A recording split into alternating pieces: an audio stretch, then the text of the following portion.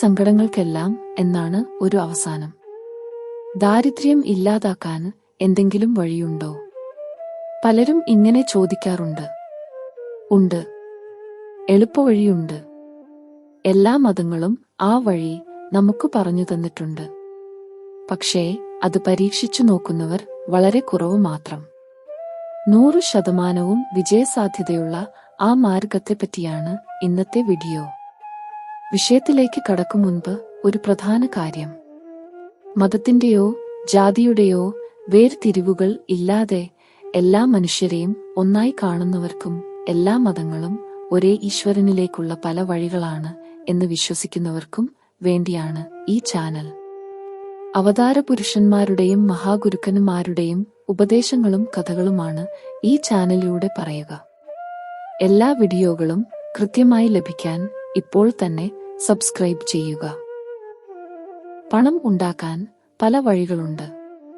വെട്ടിപ്പും തട്ടിപ്പും നടത്തി പണം ഉണ്ടാക്കുന്നവർ ഈ ലോകത്ത് ഏറെയുണ്ട്. സമ്പത്ത് കുന്നുകൂട്ടുവാൻ പരക്കം പായുന്നവരാണ് അധികവും. ഇങ്ങനെ പണത്തിനു വേണ്ടി ജീവിക്കുന്നവരെ കുറിച്ച് ഒന്നും പറയാനില്ല. ഈ മാർഗം അവർക്കുള്ളതല്ല. ഇപ്പോൾ പറയാൻ പോകുന്നത് നന്മയിൽ ജീവിച്ചിട്ടും ദാരിദ്ര്യത്തിൽ കഴിയേണ്ടിവരുന്നവരെക്കുറിച്ചാണ്. ഒരു തെറ്റും ചെയ്യാതെ ജീവിച്ചിട്ടും ഈശ്വരൻ സഹായിക്കുന്നില്ലല്ലോ എന്നോർത്ത് സങ്കടപ്പെടുന്ന ഒരുപാട് പേരുണ്ട്. ഇങ്ങനെ ജീവിതം മുന്നോട്ട് നീക്കാൻ കഴിയാതെ പ്രയാസപ്പെടുന്നവർക്കു വേണ്ടിയാണ് ഈ വീഡിയോ. കൊടുക്കുവിൻ, നിങ്ങൾക്ക് കിട്ടും എന്നത് വെറും വാക്കല്ല. നിങ്ങൾ കൊടുക്കുന്നതിന് അനുസരിച്ചാണ് നിങ്ങൾക്ക് കിട്ടുക. അതെ, ദാനത്തെക്കുറിച്ച് തന്നെയാണ് പറഞ്ഞു വരുന്നത്. ഭിക്ഷക്കാർക്ക് 10 രൂപ കൊടുക്കുന്നതാണ് ദാനം എന്നാണ് പലരും കരുതിയിരിക്കുന്നത്. അത്തരം ദാനം കൊണ്ട് ഒരു കാര്യവുമില്ല. എങ്ങനെ ദാനം ചെയ്താലാണ് ഫലം ഉണ്ടാകുക? ദാനത്തിലൂടെ എങ്ങനെ ദാരിദ്ര്യം അകറ്റാം? ഈ സംശയങ്ങൾക്കുള്ള ഉത്തരം അറിയാൻ ഈ വീഡിയോ അവസാനം വരെ കാണുക. ദാനത്തിന്റെ പിന്നിലെ അത്ഭുതങ്ങൾ അറിയാത്തതുകൊണ്ടാണ് പലരും അതിനെ നിസ്സാരമായി കാണുന്നത്. ദാനം ചെയ്താൽ സമ്പത്ത് നഷ്ടപ്പെടുകയല്ല, മറിച്ച് കൂടുതൽ സമ്പത്ത് നമ്മെ തേടിയെത്തും. ഇത് ശരിയാണോ എന്ന് പരീക്ഷിച്ചു നോക്കിയവർ ഒരുപാടുണ്ട്.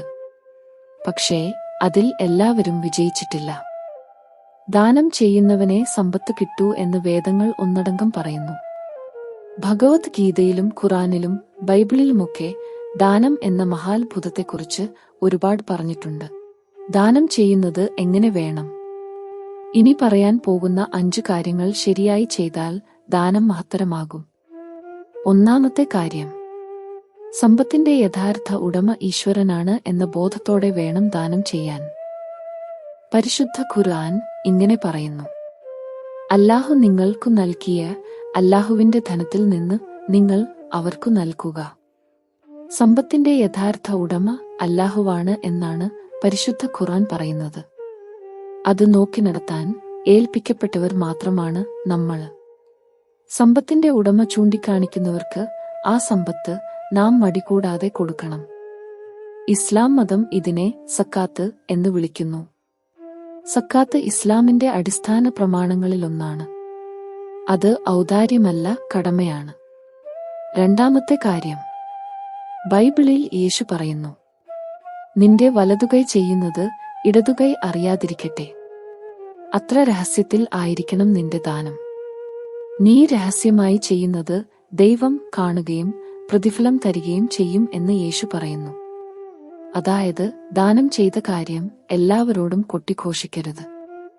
ഇങ്ങനെ 4 ആൾ അറിഞ്ഞുകൊണ്ട് ചെയ്യുന്ന ദാനത്തിന് ഒരു മൂല്യവുമില്ല. മൂന്നാമത് ഇതാണ്: എത്ര കൊടുക്കണം എന്നതിന് പരിധി വയ്ക്കരുത്. എത്ര കൊടുക്കുന്നു എന്നതല്ല, എങ്ങനെ കൊടുക്കുന്നു എന്നതാണ് പ്രധാനപ്പെട്ടത്. 2 ഉടുപ്പുള്ളവൻ അതിലൊന്ന് ഇല്ലാത്തവന് കൊടുക്കട്ടെ. എത്ര കൊടുക്കണം എന്ന ചോദ്യത്തിന് ഉത്തരമാണിത്. ആത്മീയമായ സമ്പത്താണ് പ്രതിഫലമായി നിങ്ങൾ ആഗ്രഹിക്കുന്നതെങ്കിൽ ഇങ്ങനെയാണ് ചെയ്യേണ്ടത്. നാലാമത്തെ കാര്യം, ആർക്കാണ് ദാനം നൽകേണ്ടത്? നമുക്ക് ഒരു ഉപകാരവും ഇതുവരെ ചെയ്തിട്ടില്ലാത്ത, ഒരിക്കലും ചെയ്യാൻ സാധ്യതയില്ലാത്ത ഒരാൾക്ക് ചെയ്താൽ അത് സാത്വിക ദാനമായി മാറും. ദാനം ചെയ്യേണ്ടത് കർത്തവ്യമാണെന്ന നിഷ്ഠയോടെ ദാനം വാങ്ങുന്ന ആളിന്റെ അർഹത നോക്കാതെ പ്രതിഫലം ഒന്നും പ്രതീക്ഷിക്കാതെ ചെയ്യുന്ന ദാനമാണ് സാത്വിക ദാനമെന്ന് ഭഗവത്ഗീതയിൽ ശ്രീകൃഷ്ണൻ പറയുന്നു. യേശുവും ഇതേ കാര്യം പറയുന്നുണ്ട്. നിനക്ക് തിരിച്ചു നൽകാൻ ശേഷിയുള്ളവർക്ക് കൊടുക്കുന്നതിനേക്കാൾ അങ്ങനെ ചെയ്യാൻ കഴിവില്ലാത്തവർക്ക് കൊടുക്കുക. അപ്പോൾ സ്വർഗത്തിൽ നിനക്ക് പ്രതിഫലം കൂടുതലായിരിക്കും. ഇനി ഏറ്റവും പ്രധാനപ്പെട്ട അഞ്ചാമത്തെ കാര്യം, ദാനം നൽകുന്നതിൽ കാലതാമസം പാടില്ല. വളരെ ആലോചിച്ച് അളന്നുതൂക്കിയല്ല ദാനം നൽകേണ്ടത്. ശ്രീബുദ്ധൻ പറയുന്നു, നിങ്ങൾ ദാനം നൽകാൻ ആഗ്രഹിക്കുമ്പോൾ വേഗത്തിൽ തീരുമാനമെടുത്ത് അത് നടപ്പാക്കണം. മടിയോടെ ചെയ്യുന്ന കർമ്മത്തിന് കർമ്മഫലവും വൈകിയേ കിട്ടൂ. ദത്താപഹാരം എന്ന കൃതിയിൽ ശ്രീനാരായണ ഗുരു മറ്റൊരു കാര്യം പറയുന്നുണ്ട്. ദാനം കൊടുത്ത വസ്തു തിരിച്ചു വാങ്ങുന്നവനാണ് ഈ ലോകത്തിലെ ഏറ്റവും വലിയ ദരിദ്രൻ എന്നാണ് ഗുരു പറയുന്നത്. ദാനം കൊടുത്ത വസ്തുവിനെക്കുറിച്ച് ഓർത്ത് സങ്കടപ്പെടുന്നവരും ഇതിൽ ഉൾപ്പെടും. അതിനെപ്പറ്റി വാതോരാതെ പറഞ്ഞു നടക്കുന്നവരും ഇതേ ഗണത്തിൽ വരും. മഹാഭാരതത്തിൽ പറയുന്ന കീരിയുടെ കഥ കൂടി ഓർക്കാം. യുധിഷ്ഠിര മഹാരാജാവ് നടത്തിയ യാഗവേദിയിൽ നിലത്തുകിടന്ന് ഉരുളുകയായിരുന്നു ഈ കീരി. അതിന്റെ ശരീരത്തിന്റെ പാതി സ്വർണമായിരുന്നു. സംശയം ചോദിച്ചവരോട് ഒരു ദരിദ്ര കുടുംബത്തിൽ താൻ ചെന്ന അനുഭവം കീരി പറഞ്ഞു. ദിവസങ്ങളായി പട്ടിണി കിടക്കുന്ന തന്റെ മക്കൾക്കു വേണ്ടി കടം വാങ്ങി കൊണ്ടുവന്ന ഒരു പിടി അരി കൊണ്ട് ആ ദരിദ്രന്റെ ഭാര്യ ചോറ് വച്ചു. എല്ലാവരും കൂടി അത് കഴിക്കാൻ തുടങ്ങവേ ഒരു അതിഥി ഭക്ഷണം ചോദിച്ചു വന്നു. ആദ്യം തന്റെ വിഹിതവും പിന്നീട് ഭാര്യയുടെ വിഹിതവും, എന്നിട്ടും തികയാതെ വന്നപ്പോൾ മക്കളുടെ വിഹിതവും അതിഥിക്ക് കൊടുത്തു. അതിഥി തൃപ്തനായി മടങ്ങി. പക്ഷേ ആ ദരിദ്രനും കുടുംബവും പട്ടിണി കിടന്ന് മരിച്ചു. ആ ഭവനത്തിലെത്തിയപ്പോഴാണ് തന്റെ ശരീരം പാതി സ്വർണമായി മാറിയതെന്ന് കീരി പറഞ്ഞു. ഇവിടെ മഹാരാജാവ് വലിയ ദാനം നടത്തി എന്ന് കേട്ടാണ് ഞാൻ വന്നത്. ശരീരത്തിന്റെ ബാക്കി സ്വർണമാകുമോ എന്നാണ് ഞാൻ നോക്കിയത്. ഇത്രയും പണവും സ്വർണവും രാജാവ് ദാനം കൊടുത്തിട്ടും ആ ദരിദ്രന്റെ ദാനത്തിന്റെ മഹത്വം വന്നില്ല. എന്റെ പാതി ശരീരം സ്വർണമായില്ല.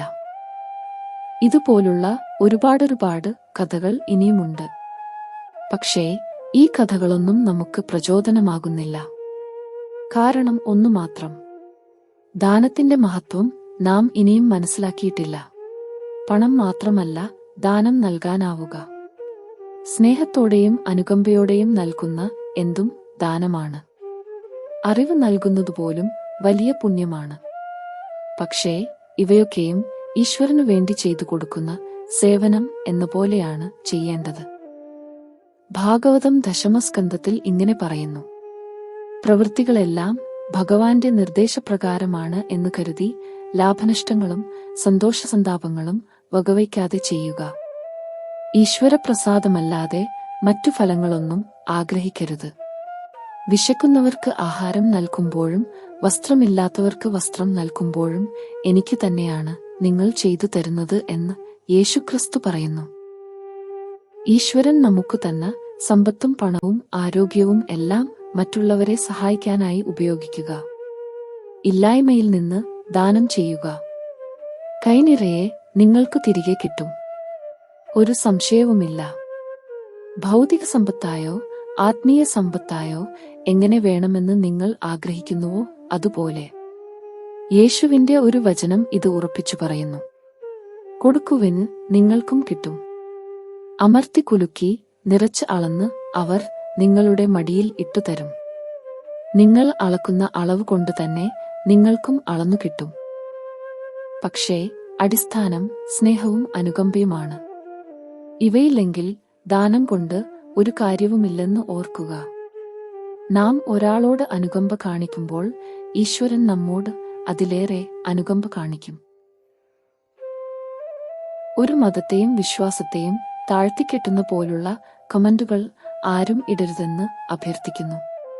സ്നേഹം മാത്രം നമുക്ക് പങ്കുവയ്ക്കാം. ഈ വീഡിയോ ഇഷ്ടമായെങ്കിൽ ലൈക്ക് ചെയ്യുക. മറ്റൊരു വീഡിയോയുമായി ഉടൻ വീണ്ടും കാണാം.